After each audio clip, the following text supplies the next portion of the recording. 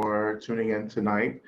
Welcome back to everyone who joined us last night, and welcome to everyone who is new uh, in the teachings tonight as well. It's really good to be sharing the space again with you all again. And of course, as I've said several times, I wish I were there in person, but hopefully next year I'll be able to get there if America survives another year.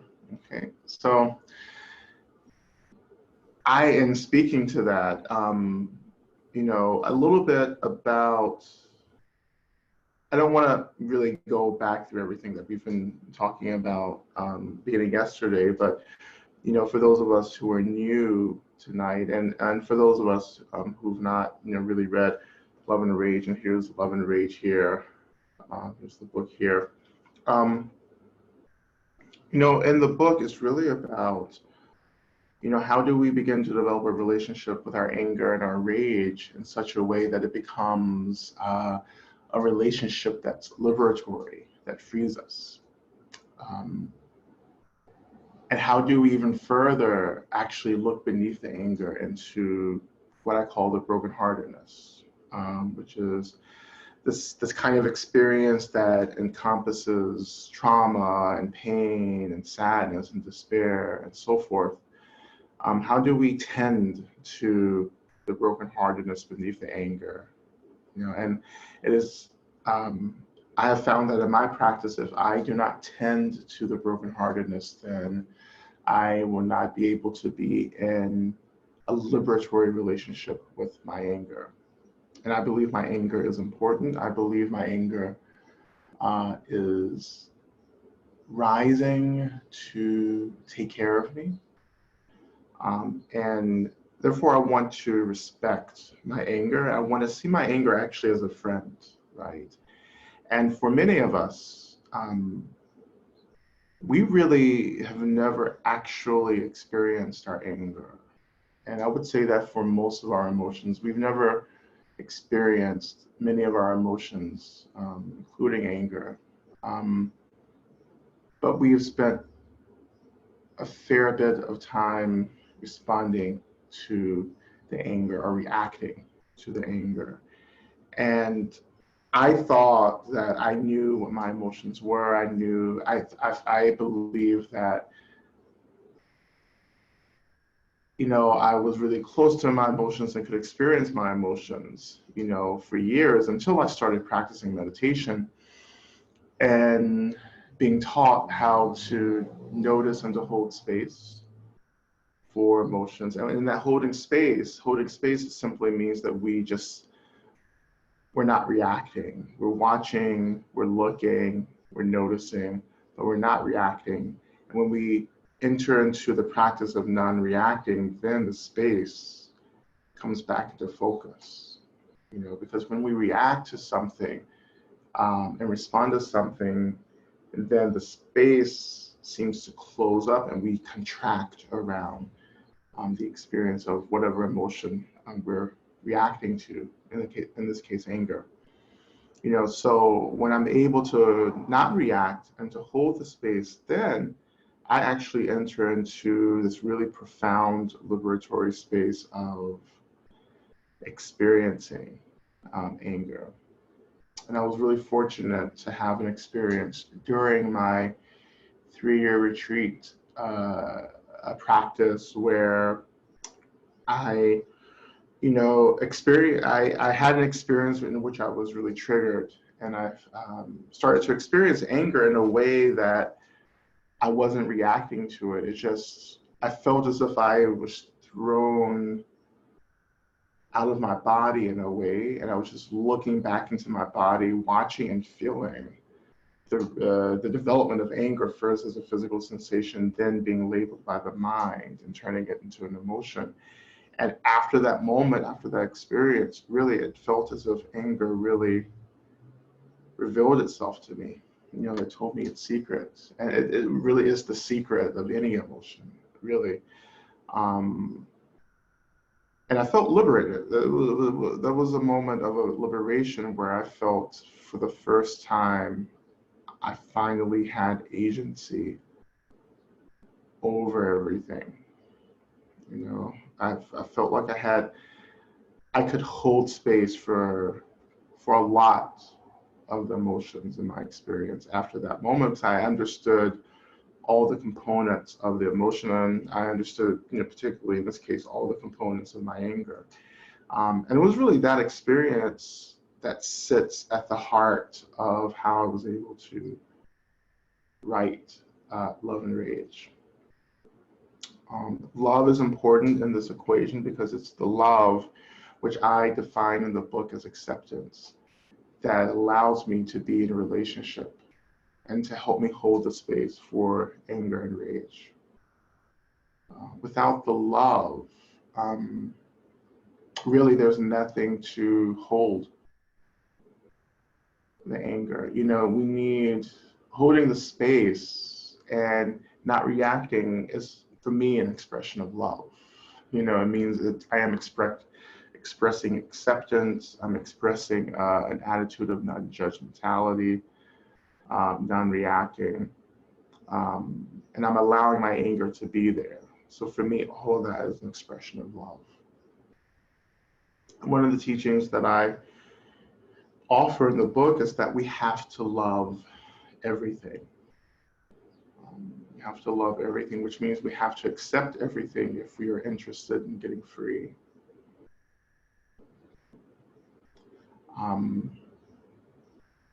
I've been working with that teaching, you know, for a bit. In my next book that I've just started working on, actually been working on it for a couple of weeks now. In the next book, I'm introducing it, and the teaching, which is be grateful for everything, but that's a teaching that comes out of mind training and Lojong. But I want to just kind of continue this idea in the next book that you have to let everything be there, right? Even the stuff that we don't like, the things that we don't like, the things that we can't, that we struggle with, really. And there's so much in the world that we struggle with. And for me, in my experience, having survived a lot of, you know, things, you know, survived a lot of like systematic violence, you know, racism, homophobia, a lot of discrimination, some violence. You know, one thing that I can say at this point in my life is that if I'm serious about getting free, then I have to get serious about loving everything, even what is unlovable, and also get serious about being grateful for everything. And those are practices that are quite advanced. I don't think these are practices that you start with if you're coming into Dharma and meditation. This isn't the first thing you start to do. This is something that we eventually learn to practice up to as a higher level practice.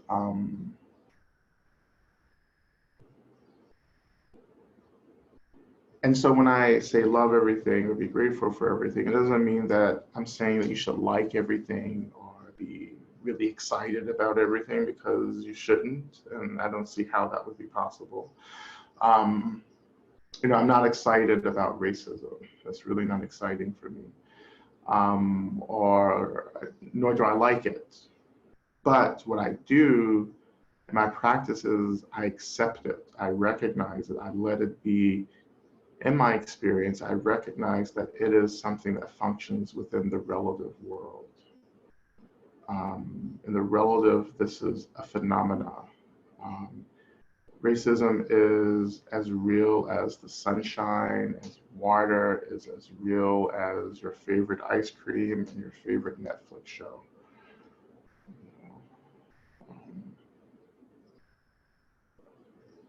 And so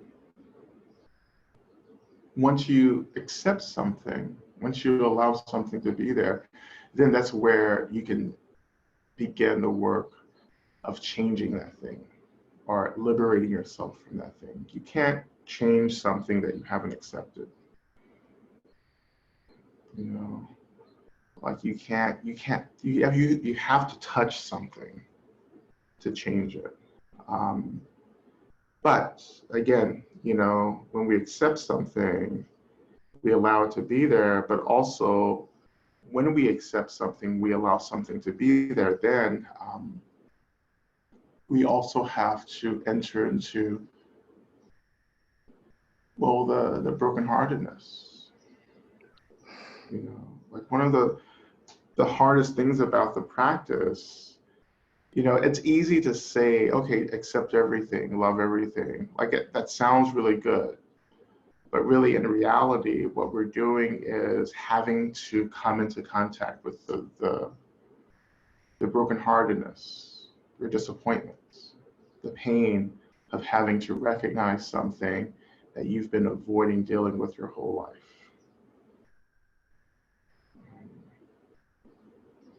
That the world isn't what I've been pretending it is. You know, that everything that I've survived in my life, whatever violence, whatever abuse, whatever it may be, anything that I've survived in my life actually happened. You know, it's not something that I imagined necessarily. It's not something that was a dream or an illusion. It is something that happened to me. And if I don't recognize that and see that, then I won't be able to change. And in that case, the change that I'm interested in is healing. I can't heal. And I think that, you know, sometimes, you know, when we talk about surviving violence, you know, our language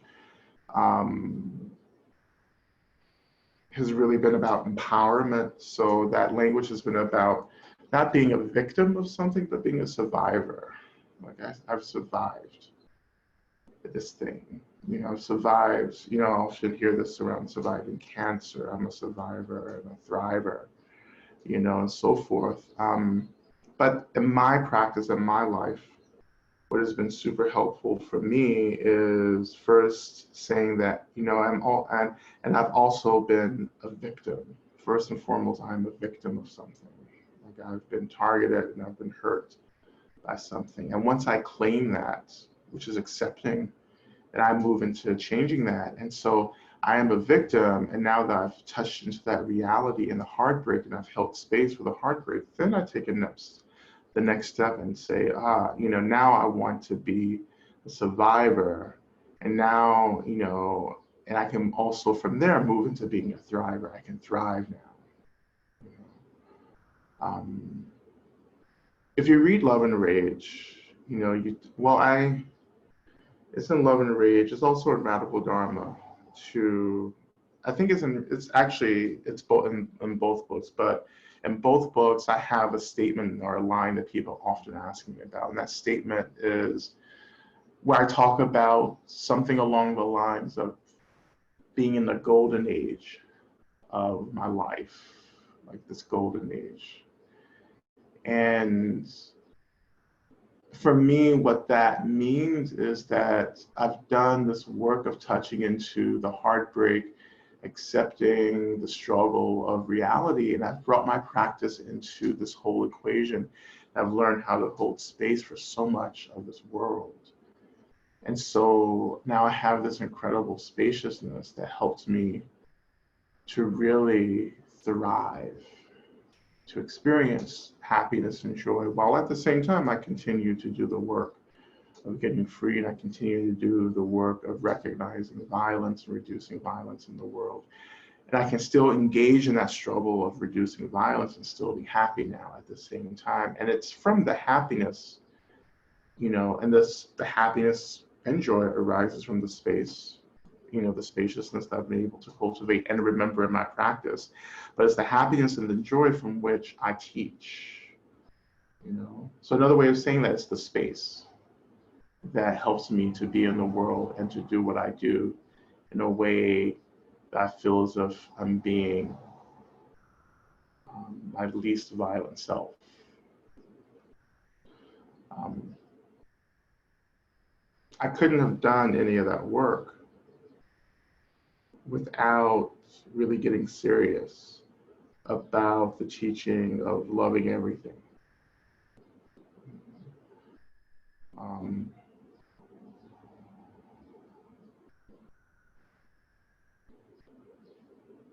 so anger, coming back to anger again, which we're going to do practices around in just a few moments. Anger, we're called to be in relationship with our anger now. This is, as we talked about yesterday, this is a moment or a period of the apocalypse. And the apocalypse means unveiling. It means the revelation, right? It doesn't mean the end of anything, but if it does mean the end of anything, it means the end of ignorance. And when ignorance and delusion are ending, it can be quite painful because we become quite attached to our ignorance. We become quite attached to not knowing. In a way, we could say that we've developed a kind of comfort in delusion. Delusion doesn't really require a lot of responsibility. It's actually a very lazy way to be in the world. It doesn't really require effort to be deluded. But when we start talking about truth, then there's a responsibility to the truth. And part of that responsibility means that we begin to the work of holding space and working with our own deep discomfort, our deep suffering. And that takes work and effort. That means as we talked about yesterday, it means that we learn how to take our needs seriously. And when we start taking our needs seriously, we start taking boundaries seriously.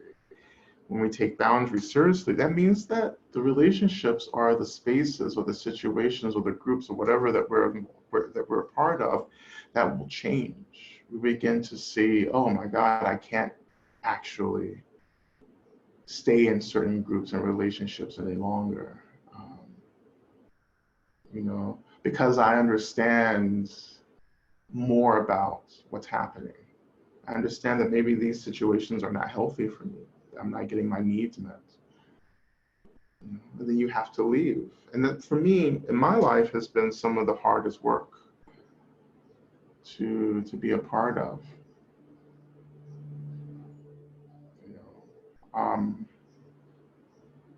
But you have to, and it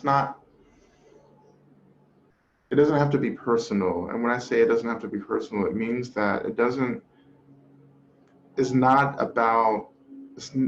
always about disliking someone or something. It's actually can be more about, oh, but this isn't what I need. This just simply isn't what I need. I've been in relationships with really great with great people, friends, and they've been really, really amazing people, but there's something that I'm not getting out of the relationship, and that, and I've had to make a choice to kind of back out of the relationship. There's something that I just can't hold space for. And if I can't hold space for something, then often, for me in my practice, it means that I may end up creating harm somehow. It may be harm in the way of shutting down, erasing, shutting down in the relationship, which is hurtful for other people when you're not open and vulnerable, or can get resentful, when I'm not able to hold something. And so instead of allowing that to happen, then you say, okay, maybe if I can't open, if I can't really embrace this, then maybe I should just create a boundary. And boundaries aren't about punishing anyone. Boundaries are about creating space for us to practice, to heal in. You know, when you're out of control or when someone else is out of control, then boundaries are important. To say, no, no, actually, we can't do this. I can't be here. We can't talk. You know.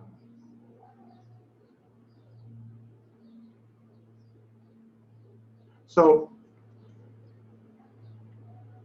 I'm going to start some practice. I wanted to just, maybe do about 30 minutes of practice, a little 30-minute practice session. And in this session, I'll just offer like a few practices.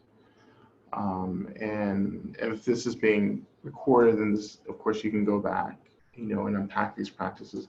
These practices are also in Love and Rage. If you happen to get the book in the future, it would be wonderful as well. So you can, see those practices in the book. There will be an audio book coming out as well later this year, which I will start recording in a couple of weeks. So I know many people don't really read as much. They like to. I love audiobooks as well.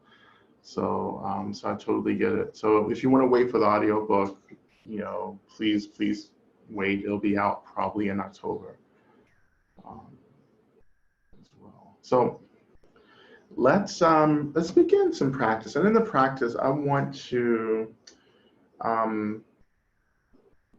just do some grounding practice. For me, working with anger has really been about grounding. It's been about creating sources of refuge that can hold my anger. And so we're going to be working a little bit with anger and try to get into the woundedness, the heartbrokenness beneath the anger as well. Giving you tools to help you ground that energy, channel that energy, and to create space around those emotions and energies in the mind.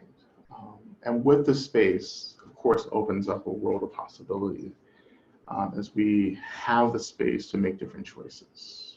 Okay.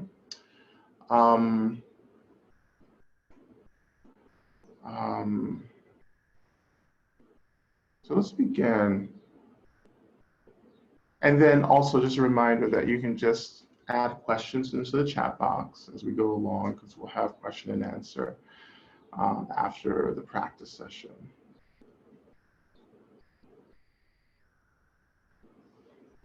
Okay.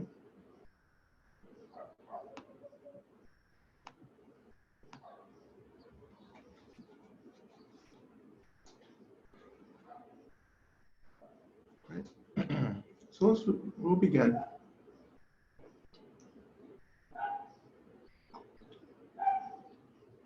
So first, always beginning our practice with just allowing your body to be in a position that feels sustainable and appropriate for you.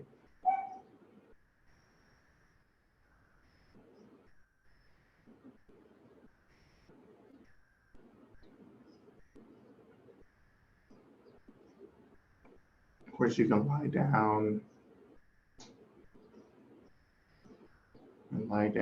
You can stand up, you can do whatever feels appropriate for you.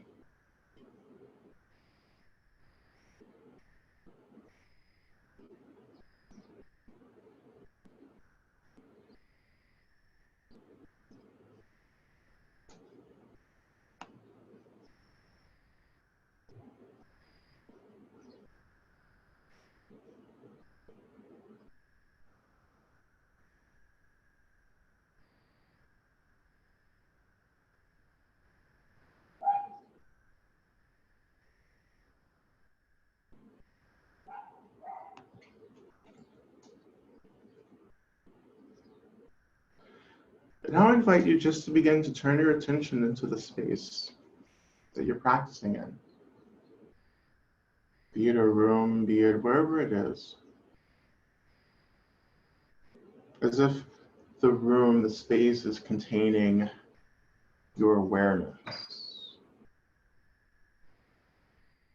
So you become really aware of the space around you.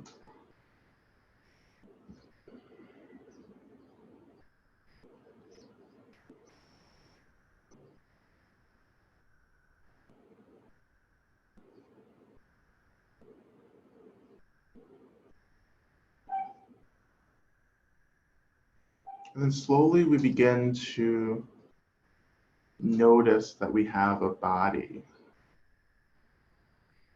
And in my practice, I simply say, oh, I have a body. Here's my body. This is my body.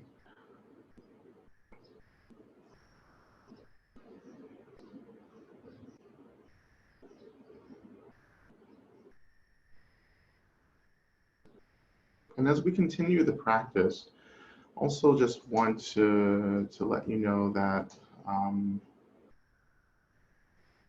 at any point you have agency to not do anything. So it means that if something is really difficult for you, please don't do it.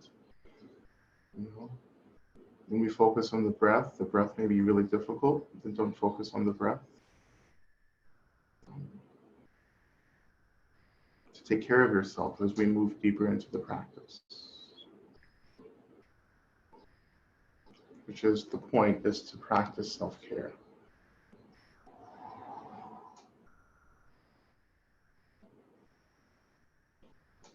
Okay.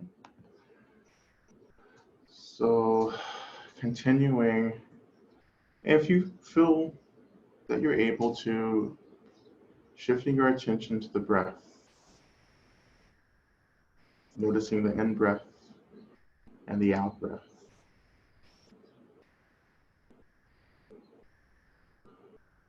And if you're able to, slowing the breath down, meaning that we begin to slowly breathe in, we elongate the breath,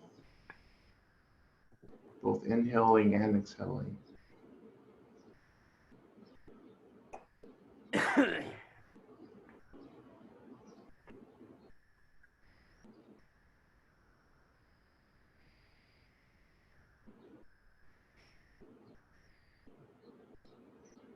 And we may notice in the breath that the breath begins to uncover some energy, some emotions. And if we feel some of these emotions, these energies rising, just let them rise right into the sky, the spaciousness of the mind. And we'll come back and take care of those as we continue the practice.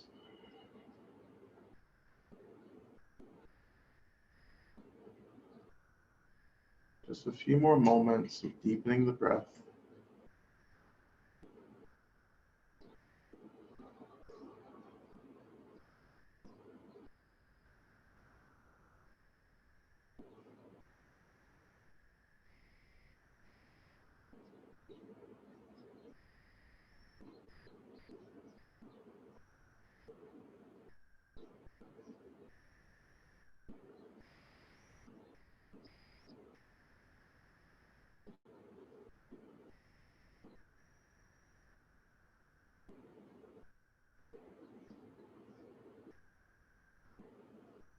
So we shift our attention now to our heart centers.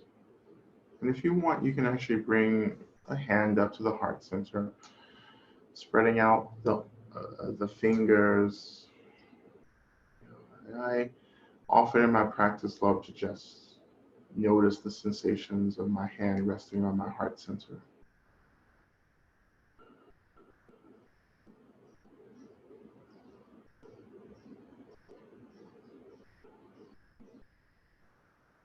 And I invite you to begin to reflect on something or someone that you're grateful for. Beginning to experience the awakening of gratitude and the energy of gratitude in the heart center. And sometimes we can feel this energy as warmth, or sometimes in our minds we see it as light. We don't have to feel or see anything either. But just having some trust that this energy of gratitude, as we do the reflection, is beginning to awaken in the heart center. If you can, imagine breathing in and out of the heart center. As you breathe in, that in-breath begins to feed into the energy of gratitude, allowing it to grow and also beginning to circulate it through your body.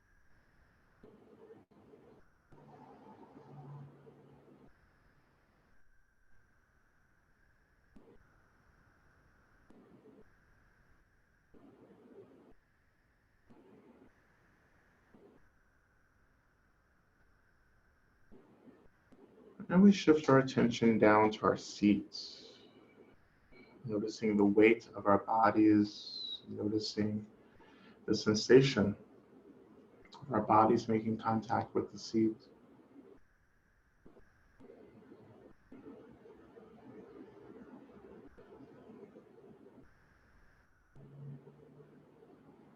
And I wonder if you can trust the seat to hold you.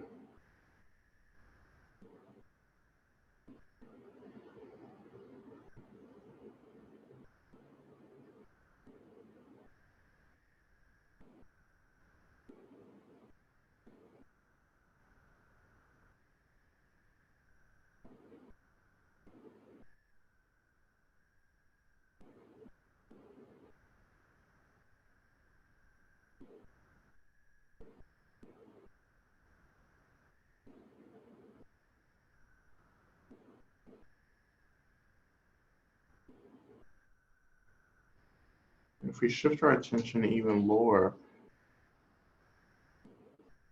we can touch into the earth. The floor under you is an expression of the earth. You don't have to be sitting on the ground outside to connect to the earth. Whatever's holding us is an expression of the earth. And so we shift our attention into that expression of the earth, that element of the earth. When we touch the earth can touch us back.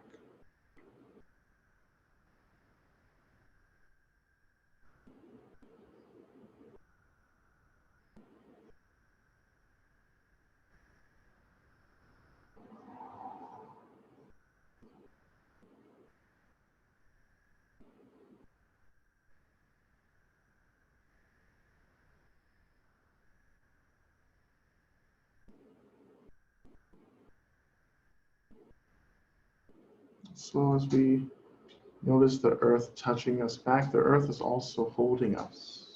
And the earth is always holding us, actually. Just explore what that holding is, that foundation from the earth may feel like in your practice. And it's okay if you don't feel anything, but just taking a few moments to explore whatever experience of being held by the earth you're having.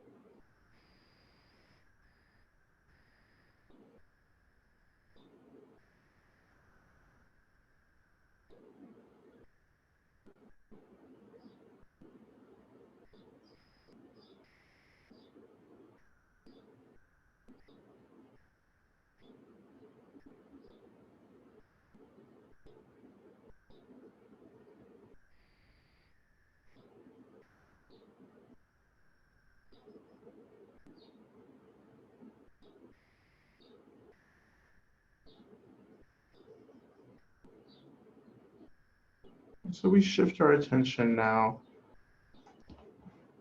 into our minds. And I invite you just to begin to just notice the contents or the material of your mind.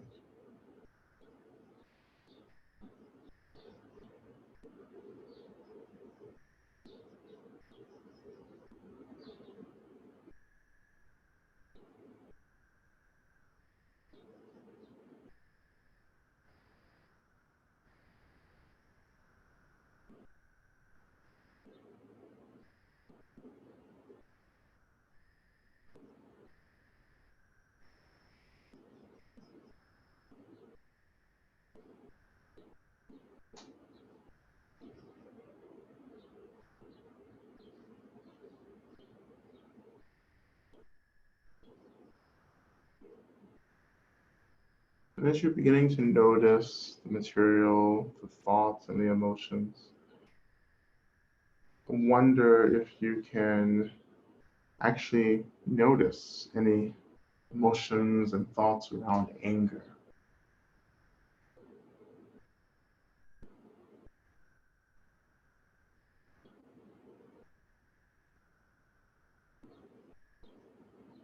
And even as we begin to notice anger in the mind,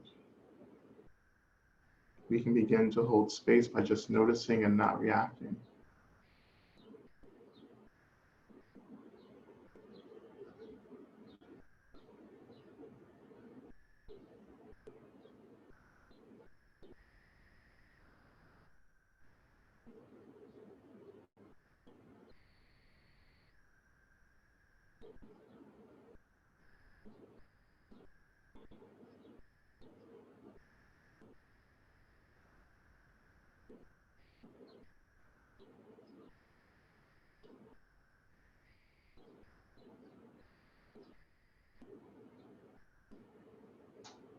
And if you're able to,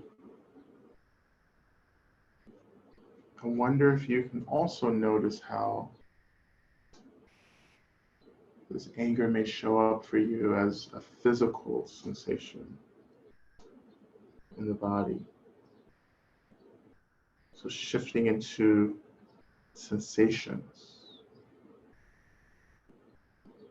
noticing where these sensations are alive for you in your body. And again, noticing, allowing it to be there.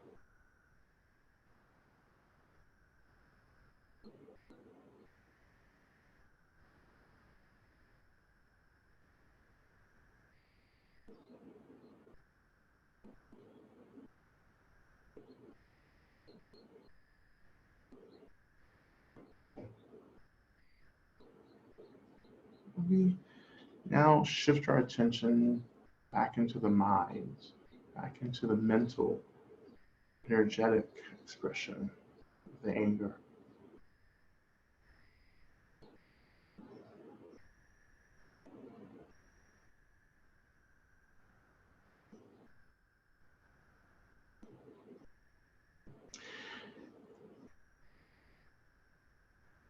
And at this point, I invite you to imagine that your mind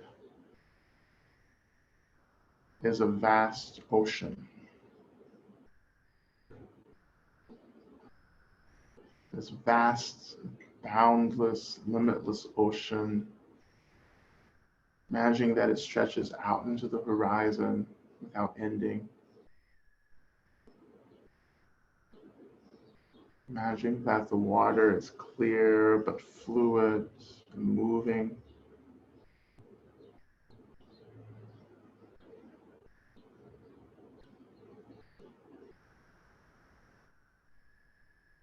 You can even imagine that you're just sitting maybe on the edge of the beach and looking out over the ocean, maybe in the same way some of us have done in the past, just going down to the beach, looking out over the ocean. This time the ocean becomes your mind.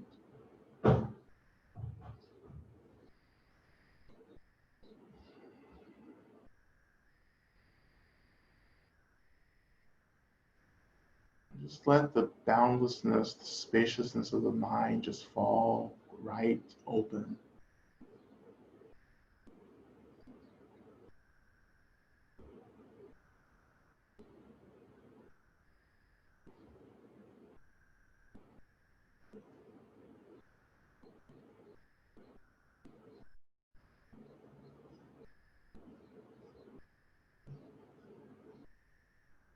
And we turn our attention back to the anger now. And I invite you to imagine that the anger that you've been connecting with,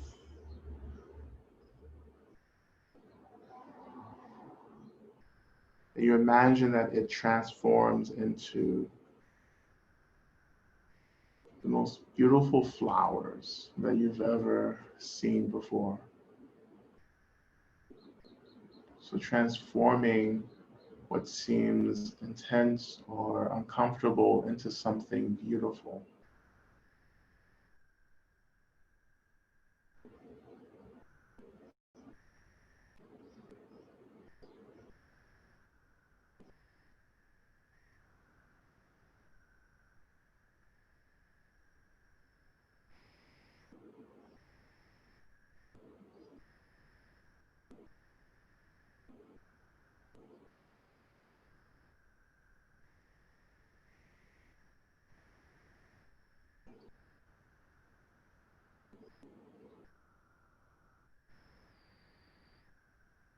And once you've transformed your anger, imagining that you just begin to offer,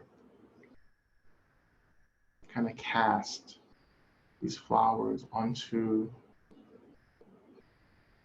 the surface of the ocean of your mind. I'm just watching them float on the surface out into the depth of your mind. And you're just watching, letting go, watching, letting them float, not reaching for them, not running away, but just watching.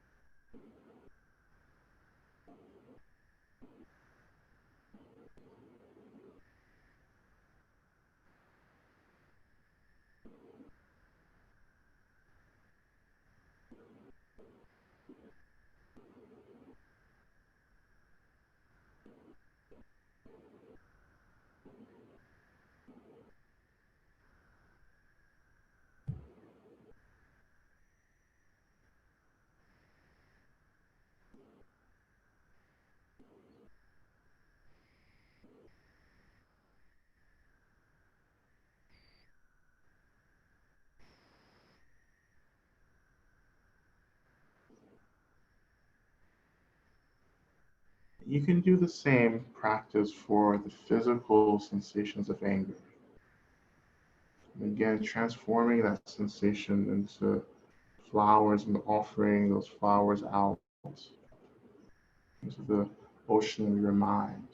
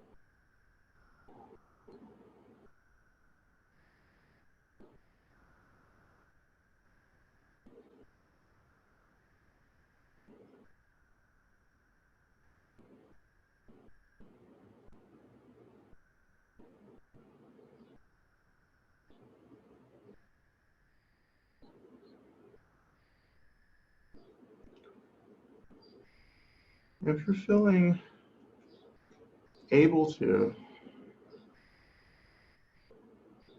I invite you to actually shift your attention, beginning to notice experiences of brokenheartedness in your mind. Sometimes the brokenheartedness can feel like sadness or hopelessness, maybe despair, or lack of inspiration or motivation.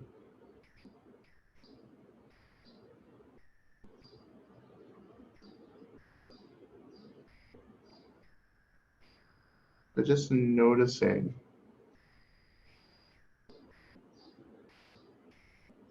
allowing those experiences to be there in the mind.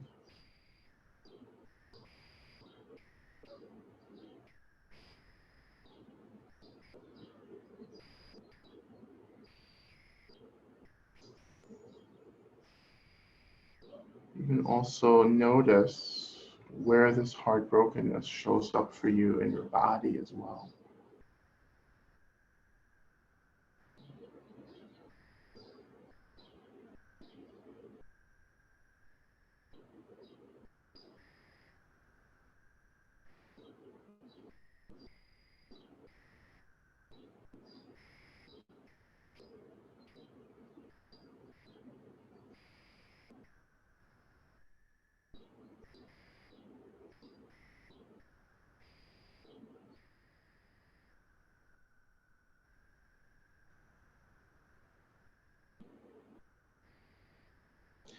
And now taking a step further, I invite you to remember the earth under us. Remember the experience of being held by the earth. And I wonder if in this moment,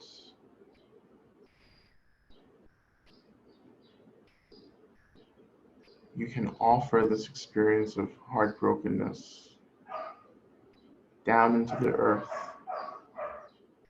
allowing the earth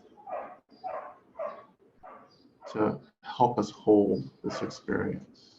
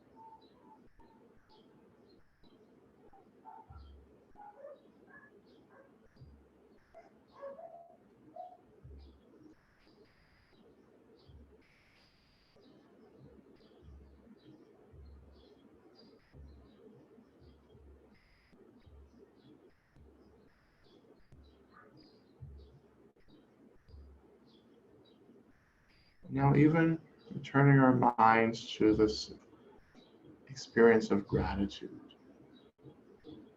that we cultivated earlier. I wonder if you can offer this brokenheartedness into this energy of gratitude as well, helping this gratitude hold the brokenheartedness.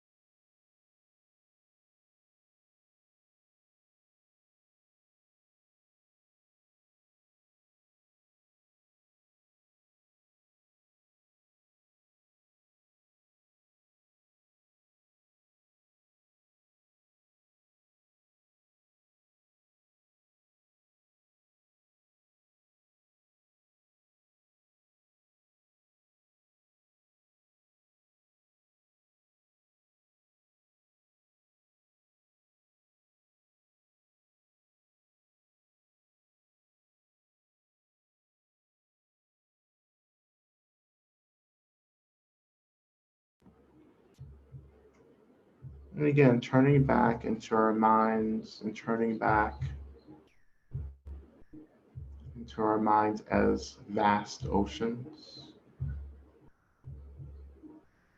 And again, imagining that our brokenheartedness, that we transform it into the most beautiful flowers.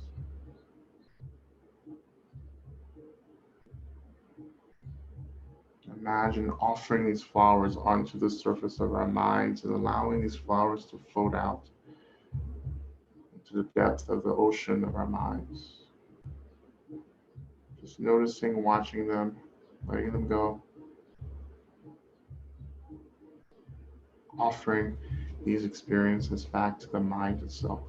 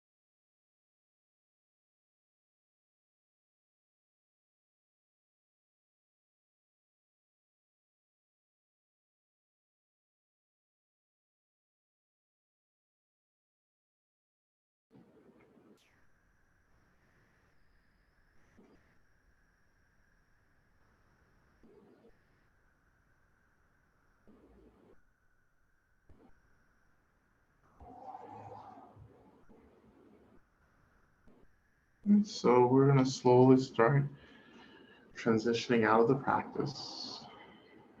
We begin that by first just shifting our attention back to our seats. Just noticing our seats, noticing the weight of our bodies,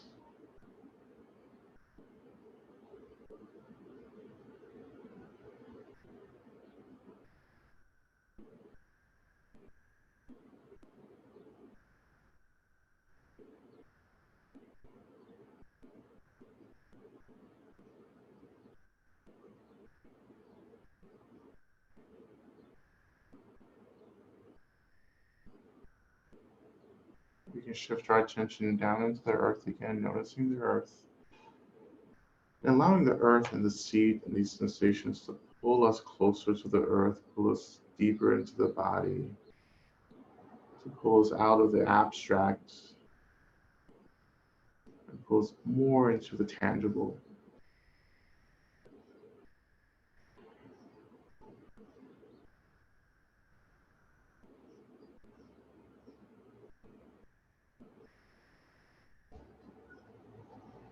We turn our attention back to this energy of gratitude, resting in that gratitude just for a moment. And from this place of gratitude, just beginning to thank all the elements of this practice that supported the practice. So we thank the earth, we thank our breath, we thank our bodies, we thank our minds.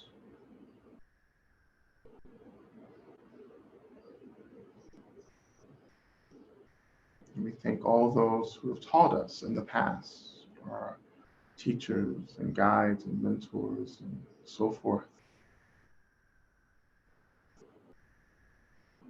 We thank our practice communities. We thank all those in this space right now.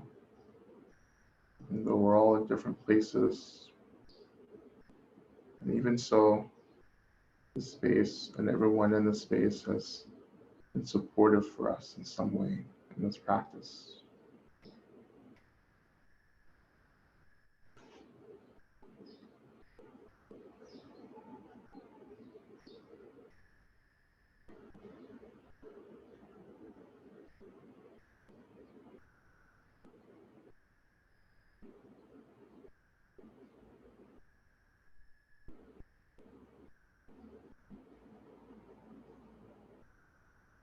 Okay.